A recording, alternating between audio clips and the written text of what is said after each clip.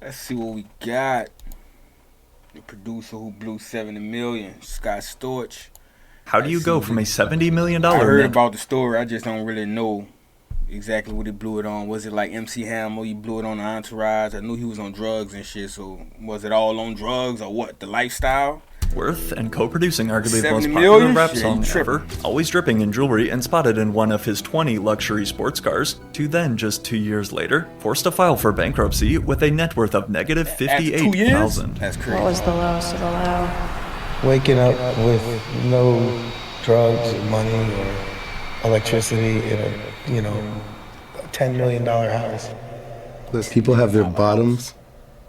Who that was? I think Birdman bought Scott Storch house, huh? I shot through the bottom and went all Birdman or- 100,000 leaps beyond the sea, like bottom, like really bad. The downfall of Scott Storch is honestly the worst I have ever covered on this channel. But you are probably wondering, how does one even blow $70 million so fast? Well, 2 as we're years? about to see for Scott Storch, his downfall can all be 2 traced years, I back can to see one you massive going 5 mistake. maybe, Be but up for 70? 3 days and feel like a piece of shit, feel like an animal. And like I would order like 4 cars, like just like make myself feel better. In addition to his 20 deep sport car collection at his $10 million mega mansion in Miami, Scott Storch also used to own this 125-foot private yacht, nicknamed the Tiffany. Stupid shit. However, before we can reveal the surprising amount that Scott was forced to sell his boat for on eBay once everything crashed down, how did he even get so filthy rich in the first place? Like Right, hiring all on 24-hour beats. personal blunt rollers type of rich. You had a 24-hour blunt roller on staff?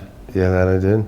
So this guy had no other job but to Roll roll my your weed. blunts. My monthly overhead for my household and household employees was somewhere in the neighborhood of like $1 million a month I was spending. Prior to becoming one of the Damn. wealthiest musicians on the Boy, planet, $1 million the truth is, a Scott month. Storch's life was not always so lavish. Although intrigued by these big lifestyles, and by money at a young age, thanks to his father, who along with being a big gambler, also had a fascination for cars, and would often bring his young son Scott with him to dealerships. However, by no means was his family super rich. A middle-class kid born on Long Island, but raised in South Florida. That was until his parents got divorced in 1983, forcing Scott to move to Philadelphia. When I was 15, just turning 15, I moved to Philly with my dad. And I was really getting into music. I was experiencing like hip hop now in my head. Like Soon dropping out of high school though, and then getting kicked out of home by his dad at age 16, it was while sleeping on the floor of a garage studio in Philly when Scott's life changed forever. I joined the Roots.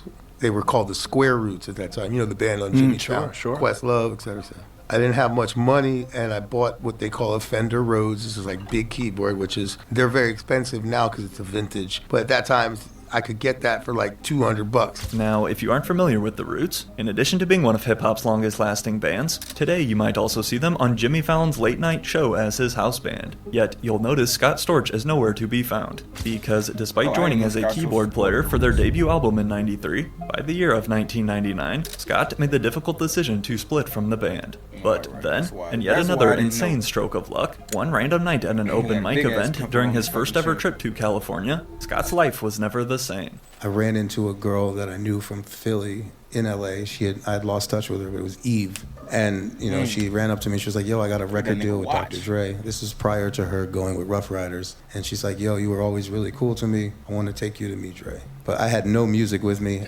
whatsoever, so I didn't know what I was going to play him. All I had was, my fingers. He sits me down. He's like, I heard you good at them keys. I start playing for him and this and that. He's real quiet and just like listening. I'm like, nothing's coming from this. I'm gonna go home sad today.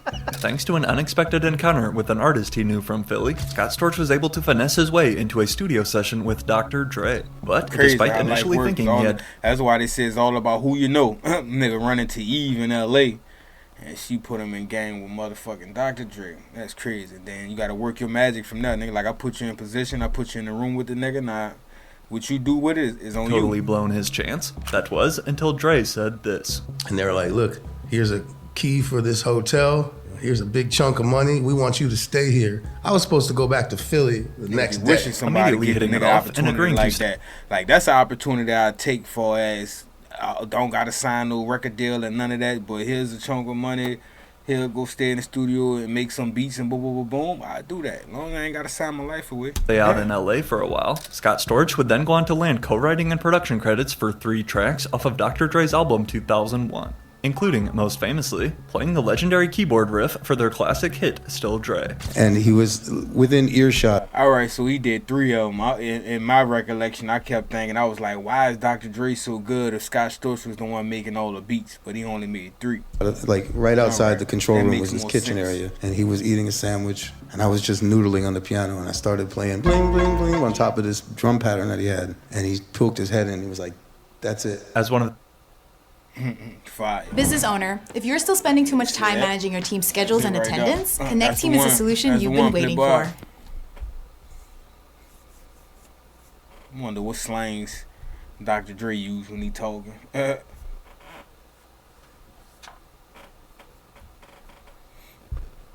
Come on. one of the best humans to ever touch the keys. Alongside Dr. Dre, at this point, Scott Storch was exploding in terms of both popularity as well as financial status, purchasing his first Ferrari in the year 2000. After about only 2 years of work, though, with Dr. Dre, Scott decided to instead pack up and move across coast to Miami and try to build his own empire. And over the next 5 years, Scott did exactly that. Way I mean, I don't want to say that's where he fucked up at, but fuck, you could have rolled the Dre train till that fell off and then go start your own that. shit. Here's volume of number one you get it hits. right, You did get it Beyonce Baby Boy, Fat Joe's Lean Back, 50 Cent Candy Shop. I mean, Candy Shop, right?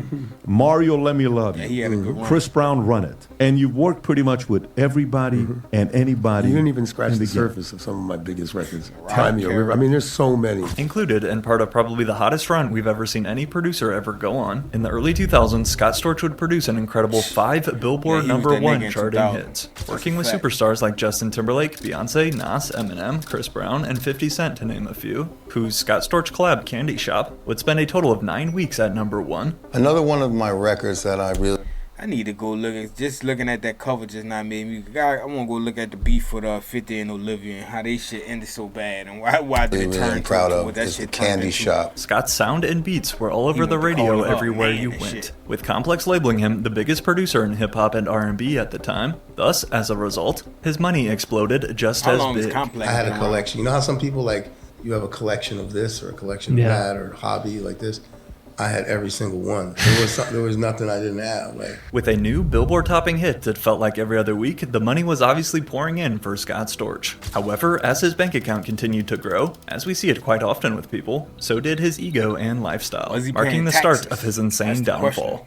By the year of 2006, Scott Storch was literally worth an estimated $70 million, commanding a minimum of $100,000 per beat plus co-writer royalties, all while pumping out over 80 tracks a year. Again, Scott was raking in way more money than he knew what to do with. So what did he do with this cash? Well, of course, splurge on materialistic items, about all of which he said he purchased while under the influence of a certain substance. But in addition to his closet full of designer clothes and his multi-million-dollar jewelry collection, complete with a 34-karat pinky ring and a rare diamond formerly owned by Michael Jackson, not to mention Scott was also the owner of 20 luxury cars. They got the old school Lambos.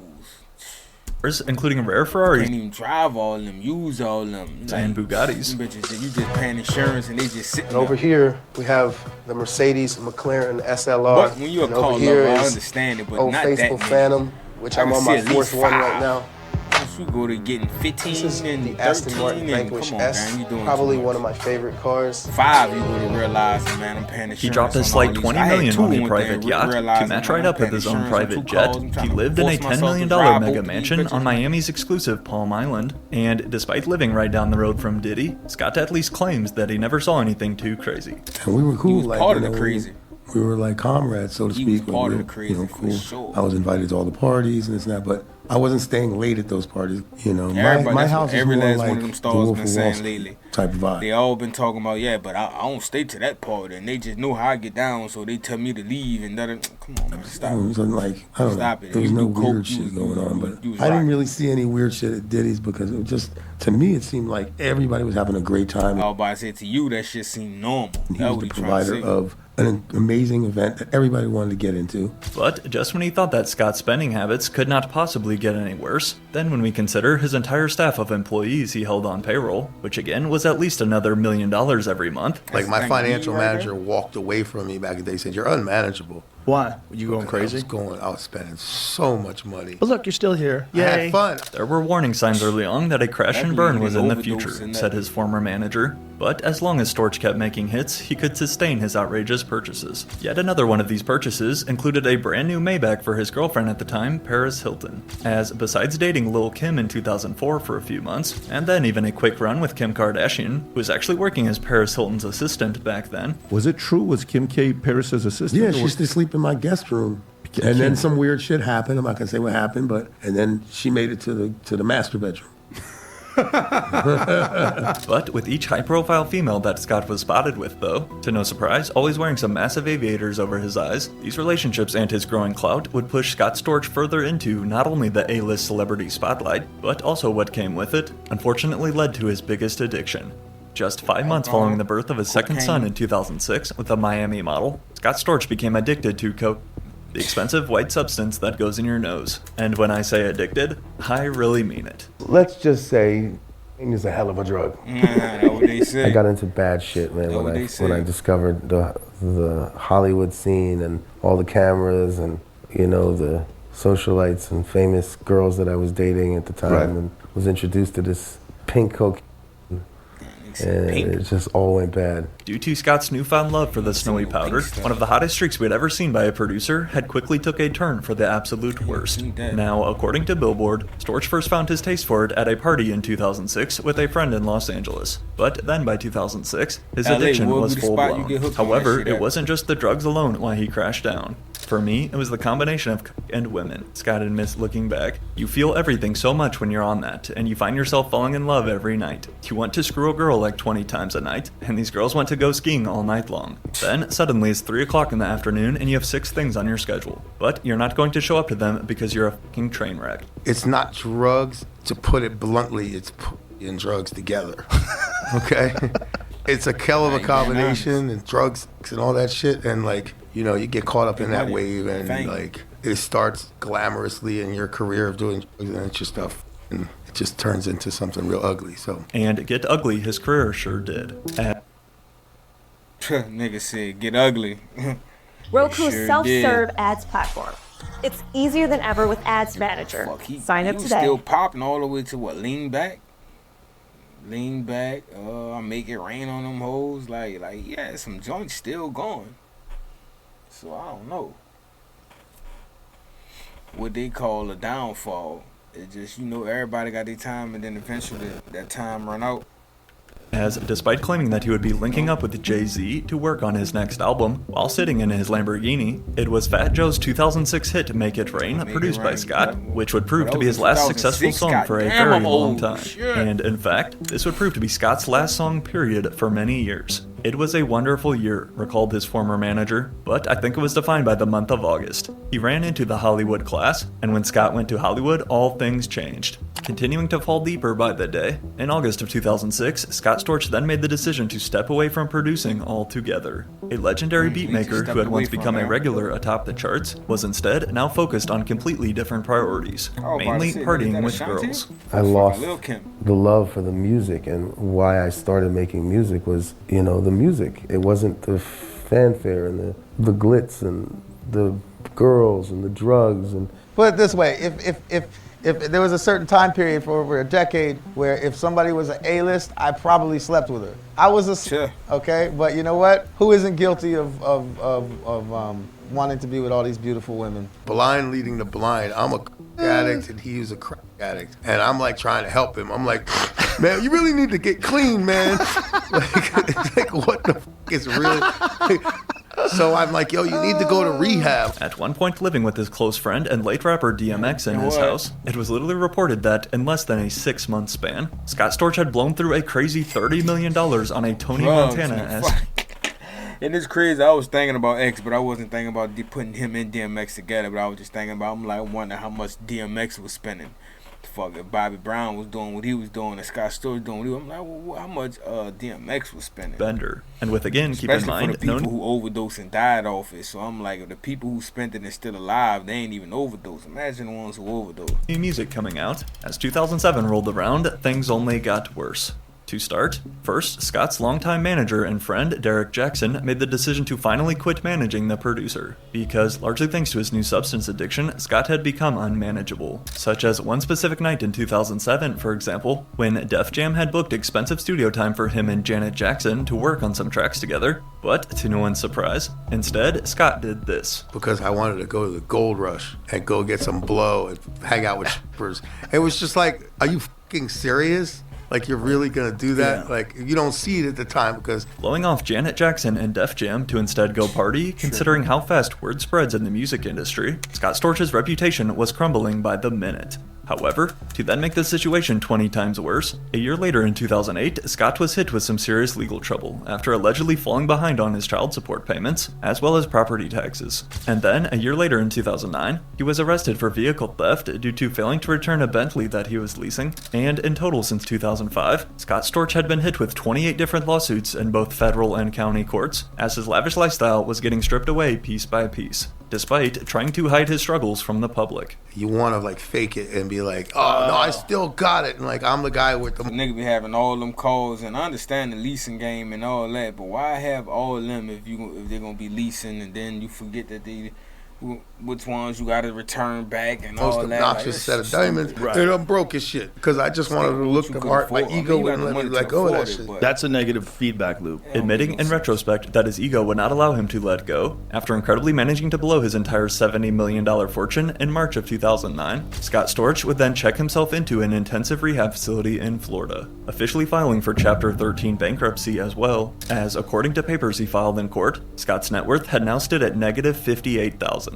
And that didn't even factor in the millions of dollars he potentially owed due to lawsuits. Going absolute broke. Of course, this also meant that Scott had to start giving back everything he had purchased, beginning with losing his $10 million waterfront mansion to foreclosure, and then watching his car collection get repoed, before finally forced to pawn off his beloved yacht named Tiffany on eBay for just $600,000. Now, I say just, but remember, compared to its original price tag of $20 million, somebody got a great deal right here on a yacht. But, more importantly though, it really appeared like Scott Storch was finally on the path to getting his life back together, seeking the help he long needed. However, after completing his first inpatient rehab in 2009, nobody could have ever predicted what happened next.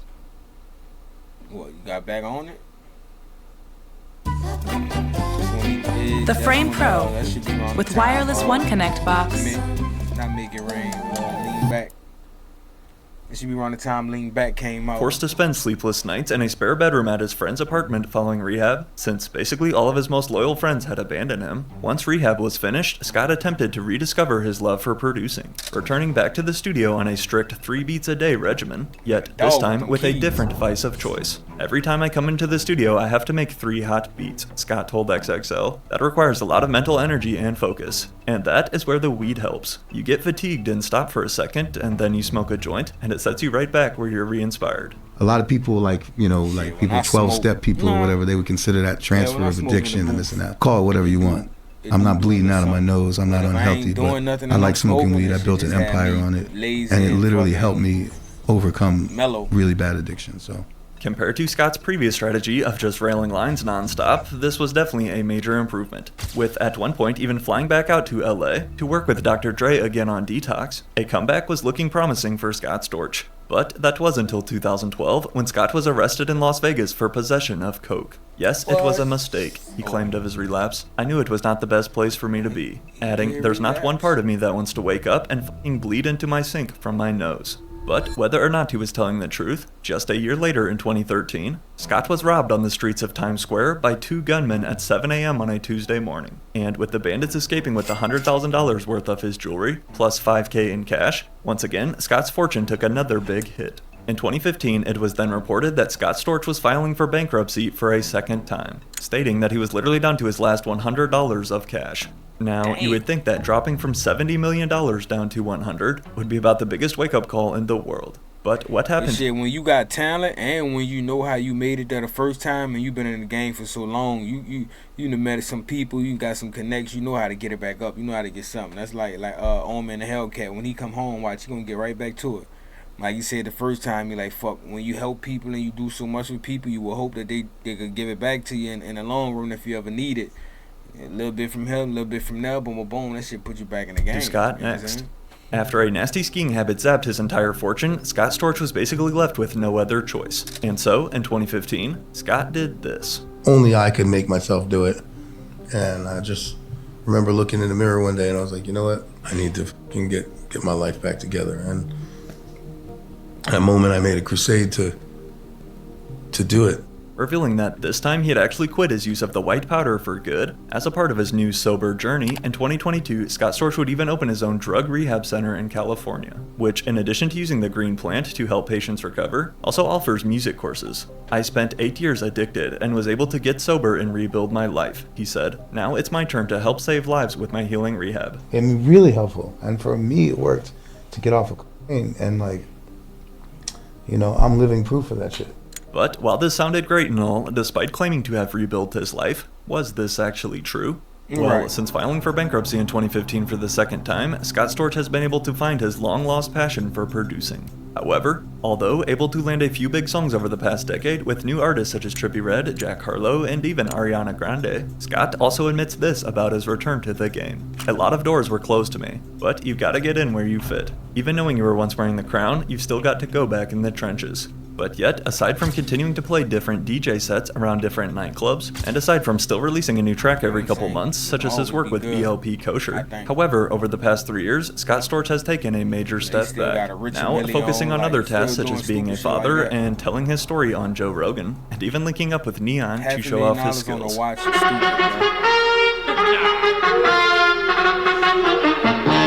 Not to toot my own horn, but my records are timeless. Like, good music has no expiration date. You could put it on now or then, and the shit is forever. Like, my catalog. It's the artists who got on it who made it timeless. The one thing that no court can ever repossess is Scott Storch's legacy in hip-hop. But even though he did catastrophically plummet from $70 million down into bankruptcy twice, at 51 years old, Scott is proof that even if you lose everything, it's never over until you quit.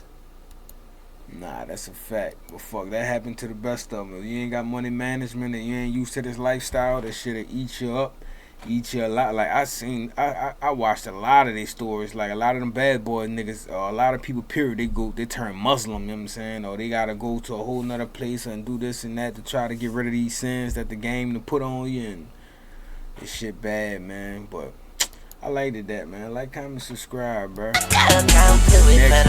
Just do it for the bar, just do it for the